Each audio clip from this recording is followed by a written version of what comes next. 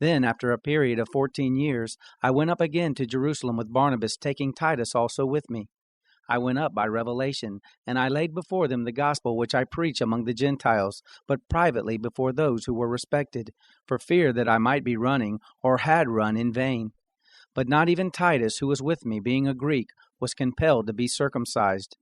This was because of the false brothers secretly brought in, who stole in to spy out our liberty which we have in Christ Jesus, that they might bring us into bondage, to whom we gave no place in the way of subjection, not for an hour, that the truth of the gospel might continue with you. But from those who were reputed to be important, whatever they were, it makes no difference to me. God doesn't show partiality to man. They, I say, who were respected, imparted nothing to me, but to the contrary, when they saw that I had been entrusted with the gospel for the uncircumcision, even as Peter with the gospel for the circumcision. For he who appointed Peter to the apostleship of the circumcision appointed me also to the Gentiles.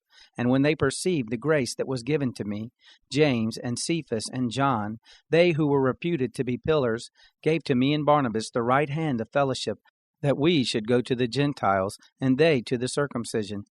They only ask us to remember the poor, which very thing I was also zealous to do.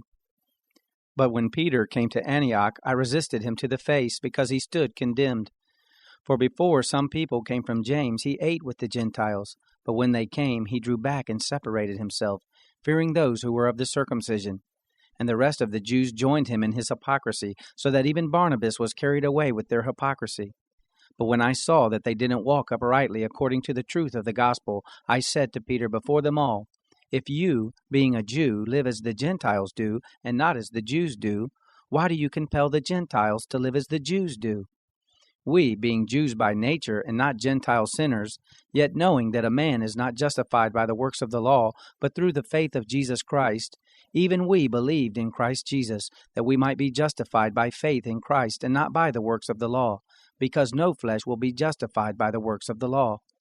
But if, while we sought to be justified in Christ, we ourselves also were found sinners, is Christ a servant of sin? Certainly not. For if I build up again those things which I destroyed, I prove myself a lawbreaker. For I, through the law, died to the law, that I might live to God.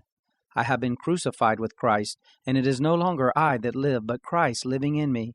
That life which I now live in the flesh, I live by faith in the Son of God, who loved me and gave himself up for me. I don't make void the grace of God, for if righteousness is through the law, then Christ died for nothing.